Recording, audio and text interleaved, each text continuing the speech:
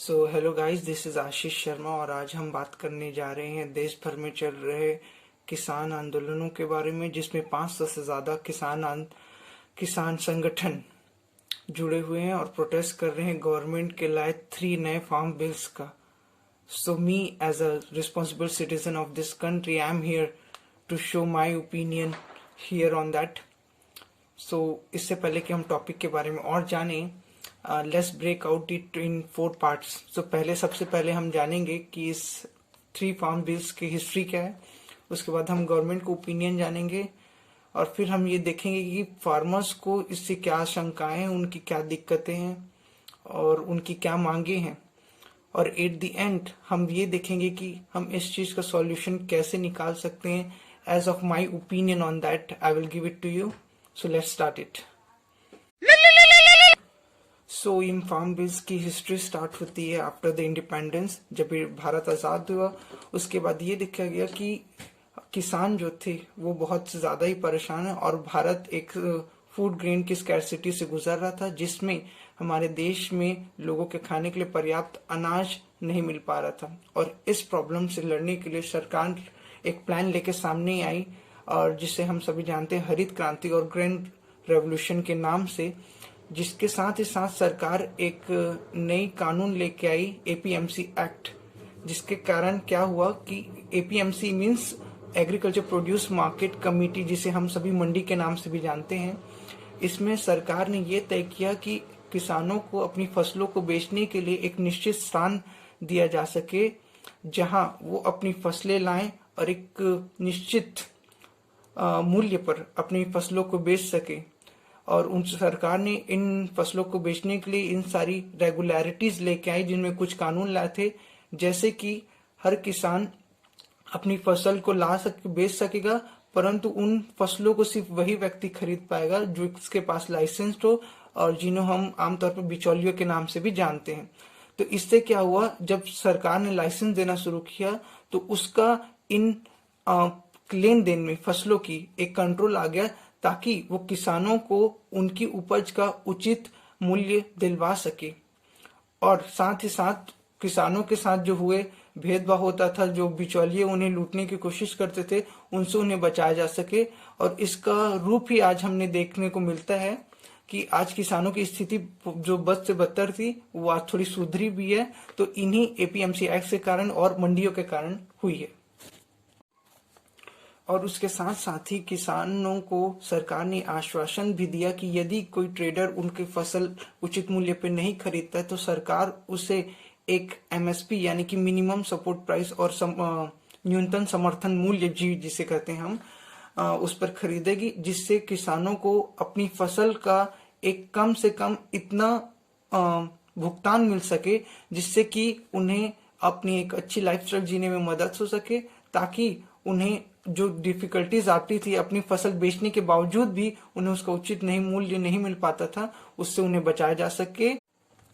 तो दोस्तों, अब हम बात करेंगे सरकार के लाए 3 नए फार्म बिल्स में, जिनमें मोटा मोटी ये 3 पॉइंट्स जुड़े हुए हैं। जिसमें पहला ये है कि सरकार 1 नेशन 1 मार्केट पॉलिसी लाना चाहती है, यानी कि एक राष्ट्र एक बाजार, जिसमें कि किसानों को ये छूट दी जाएगी कि वो अपनी फसल कहीं भी देश में बेच सकते हैं, किसी भी बिचौलियों को या किसी भी प्राइवेट प्लेयर्स को। दूसरी बात इसमें यह है कि सरकार अब ये कह रही है कि फसलों की खरीद और बेच पर मंडियों के बाहर कोई भी टैक्स नहीं लिया जाएगा, जिससे कि किसानों को जो फसल बेचने के बाद और जो ट्रेडर्स उनसे फसल खरीदते थे, उन दोनों को ही टैक्स देना पड़ता था, सरकार को या एपीएमसी को, जिससे कि उसकी मेंटेनेंस किया जाता था। तो सरकार अब ये बोल रही है कि अब उन्हें ये टैक्स देने की जरूरत नहीं है। इन बिल्स की तीसरी और सबसे इम्पोर्टेंट बात ये है कि सरकार अब एग्रीकल्चर बॉन्ड्स जो होते हैं, एग्रीमेंट्स जो कि प्राइवेट प्लेयर्स और किसानों के बीच किए जाते हैं, जिससे फसल तैयार होने से पहले ही उसके जो दाम होता है वो फिक्स कर दिया जाता है, ताकि किसानों को फसल बेचने के लिए कहीं इधर उधर भटकना ना पड़े और वो अपनी फसल डायरेक्ट एक किसी कंपनी को या इंडिविजुअल को बेच सके। सबसे बड़ा मुद्दा यही है, जिससे कि किसानों को ज्यादा से ज्यादा इन्वेस्टमेंट मिल सके प्राइवेट प्लेयर से, ताकि वो नई नई खेती की तकनीकों को सीख कर अपने आप को ज्यादा सक्षम बना सके। ये सरकार का कहना है। अब हम बात करेंगे कि किसानों को इन 3 फार्म लॉ से दिक्कतें क्या हैं, उनकी क्या चिंताएं हैं। तो सबसे पहले किसानों को ये कहना है कि ये जो तीनों फार्म्स लॉ सरकार लाई है, ये दिखने में तो अच्छे लगते हैं पर प्रैक्टिकलिटी से इनका कोई लेना देना नहीं है। और किसान ऐसी बात इसलिए कह रहे हैं क्योंकि फर्स्ट ऑफ पॉइंट, सरकार जो कह रही है एक राष्ट्र एक मार्केट एक बाजार का पॉलिसी जो लेके आई है, तो किसानों का कहना है ये चीज तो पहले से अवेलेबल है। यदि किसान चाहे तो वो अपनी फसल मंडी की बजाय मंडी के बाहर भी बेच सकता है। दूसरी बात इन कानूनों की है कि सरकार एपीएमसी के बाहर जो फसलों की लेन देन होगी उस पर कोई टैक्स नहीं लगाना चाहती। तो किसानों का डर इस बात पर है कि यदि एपीएम के फसलों की खरीद फरोख्त में टैक्स नहीं लगाया जाएगा तो ज्यादा से ज्यादा जो ट्रेडर्स हैं वो फसलों को मंडियों के बाहर खरीदना चालू कर देंगे, जिससे कि सारा का सारा जो किसानों की जो संगठन है वो बाहर मंडियों के बाहर बेचने लगेगी अपनी फसल, जिससे कि यहाँ टैक्स नहीं मिल पाएगा एपीएमसीज को और उनका मेंटेनेंस हो जाएगी प्रॉब्लम्स, जिससे कि शुरुआत में तो प्राइवेट प्लेयर्स उन्हें अच्छी फसल का मुआवजा देंगे, लेकिन बाद में वो इनका गलत फायदा भी उठा सकते हैं और फिर मजबूरन किसानों को अपनी फसल को औने पौने दामों पर उन्हें बेचना पड़ेगा। और तीसरी बात किसान ये कह रहे हैं कि ये जो पॉलिसी सरकार लेके आई है, जिन कंट्रीज में ये कानून पहले भी लागू हो चुके हैं जैसे कि अमेरिका और वेस्टर्न यूरोप के अलग अलग कंट्रीज, वहाँ किसान पहले ही इन कानूनों से परेशान हैं। तो सरकार किस बुनियाद पर इन कानूनों को हमारे देश में लागू करना चाहती है और जिससे कि सरकार की मंशाओं पर शक किया जा सकता है। तो दोस्तों, वीडियो के चौथे और आखिरी हिस्से में अब हम इस सारी समस्या की जड़ के समाधान के बारे में चर्चा करेंगे। तो किसानों की सबसे पहली मांग ये है कि सरकार बिना किसी शर्तों के इन तीनों कृषि कानूनों को वापस ले, और दूसरी, किसान ये चाहते हैं कि सरकार एपीएमसीज को और स्ट्रांग करे, उनमें ज्यादा से ज्यादा और फंडिंग करे, क्योंकि उनकी ये मांगे जायज भी लगती है, क्योंकि आरबीआई की 2011-12 की रिपोर्ट के अनुसार सरकार हमारी जीडीपी का 0.4% ही किसी क्षेत्र में इन्वेस्ट करती है, जिसपे हमारे देश की 50% से ज्यादा आबादी निर्भर करती है। तो किसानों की ये मांग कहीं न कहीं जायज भी लगती है।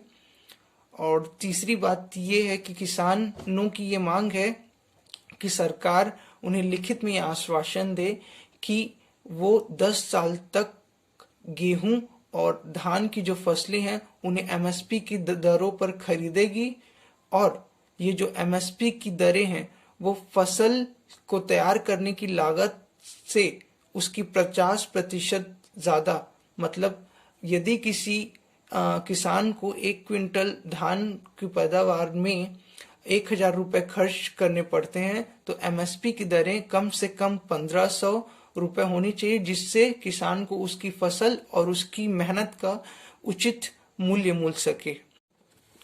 वीडियो के आखिरी हिस्से में मैं यहाँ पर अपनी एक राय देना चाहूँगा। ये जो पूरा मुद्दा है ये free market versus regulated market का है। सरकार ये चाहती है कि मार्केट ज़्यादा से ज़्यादा फ्री हो, ताकि यहाँ ज़्यादा से ज़्यादा इन्वेस्टमेंट आ सके और किसानों को नई नई तकनीकों से जोड़ा जा सके। वहीं किसानों का कहना ये है कि मार्केट ज़्यादा से ज़्यादा रेगुलेटेड हो, ताकि इसमें उनके हितों की रक्षा की जा सके और साथ ही साथ उन्हें जो बड़ी बड़ी कंपनियों हैं उनके चंगुल से छुड़ाया जा सके। तो मेरा कहना बस इतना ही है कि सरकार को दोनों ही दलों को समन्वय में लेने के साथ साथ उनके जो प्रॉब्लम्स उसको अच्छे से सुनना चाहिए और उनको कॉन्फिडेंस में लेना चाहिए कि ये जो कानून है वो इनके हितों के लिए है और उनकी जो समस्याएं हैं, उनकी जो आशंकाएं हैं, उन्हें अच्छे से निदान कर सके, ताकि वापस से देश में शांति बहाल की जा सके। Thanks for listening to me. और अगर आपको ये वीडियो अच्छा लगा हो तो लाइक और कमेंट करना ना भूलें। और आप इस विषय के बारे में क्या सोचते हैं मुझे कमेंट सेक्शन में नीचे ज़रूर बताएं। Thanks a lot. बाय।